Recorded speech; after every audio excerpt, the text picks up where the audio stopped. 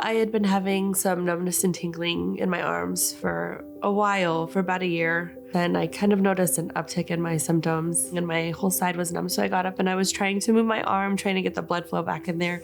And my husband asked me a question and I tried to answer him and I couldn't make words come out. We went to the emergency room and the doctor came in and let me know that I had had a stroke.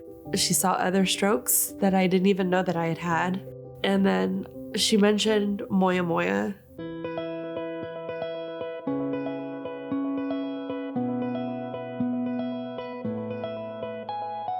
Moyamoya is a rare, progressive condition of narrowing of the blood vessels within the brain. These blood vessels are the main highways that help promote blood flow into the brain. And what can happen in affected individuals is these blood vessels can narrow over time. And as a consequence, there is less blood flowing into the brain that can cause strokes. The brain, in turn, tries to compensate for this progressive narrowing and creates these new, tiny, fragile vessels that they're very delicate and can burst, causing brain bleeds. The word Moyamoya comes from the Japanese meaning puff of smoke. There ends up being an explosion of all these tiny blood vessels that look like a puff of smoke when you were to image it. There are multiple causes that we are aware of that can cause narrowing of these blood vessels over time. We're learning about new gene mutations every year that are associated with this condition. We are also learning about a variety of other associated conditions that can mimic this disease. Things like blood disorders, chronic infections, inflammatory disorders, and they can have very similar characteristic blood vessels. That's part of the reason it's very important to work with a clinician who's experienced in this area to help differentiate Moyamoya disease from one of the variety of different mimics. These mimics are fundamentally treated differently than the disease itself. When it comes to medical management, what we try to focus on are what are the things that are under our control to help treat moving forward.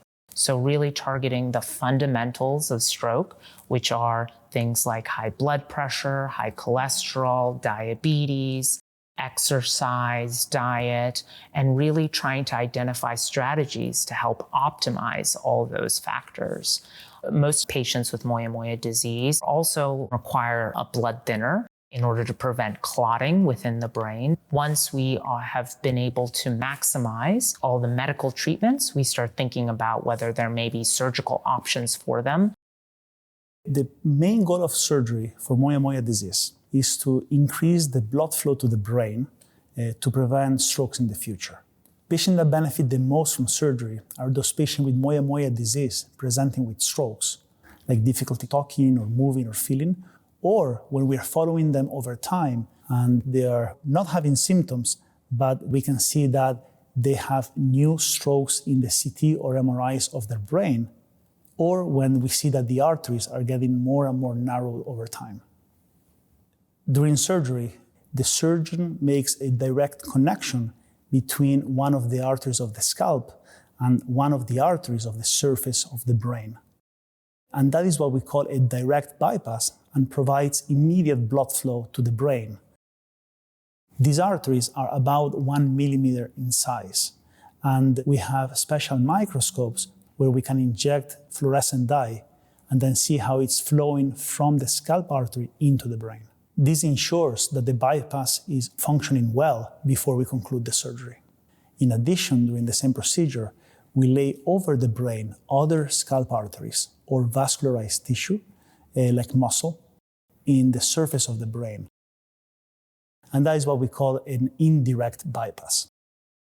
And over time, the brain grows in new arteries that are going to provide more blood flow. It's like putting fertile, moist soil next to a plant that needs more water. Eventually, it's going to grow roots inside that soil. That takes several months to occur, but when it happens, it's a very lasting option to provide blood flow to the brain.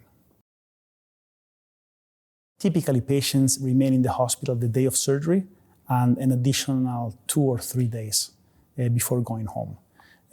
Most of patients, they are back to their normal activities at the time that they go home, and they can go back to work after 10 days to 2 weeks. Frequently, we see patients that present with symptoms and narrowing of the arteries only on one side of the head. But we know that at least half of them, eventually, they're going to have signs and symptoms from progressive disease on the other side. And that is important to follow them at least every year so we can detect those progressive changes like narrowing, so we can do surgery on the other side before they start having strokes. Bypass surgery is a very successful procedure. Most of patients after surgery can live a normal life without further strokes. Moyamoya, when left untreated, is a very disabling disease. Many patients, they go on having more and more strokes to the point that they are disabled, and all that can be prevented by doing a complex but highly successful surgery at the right time.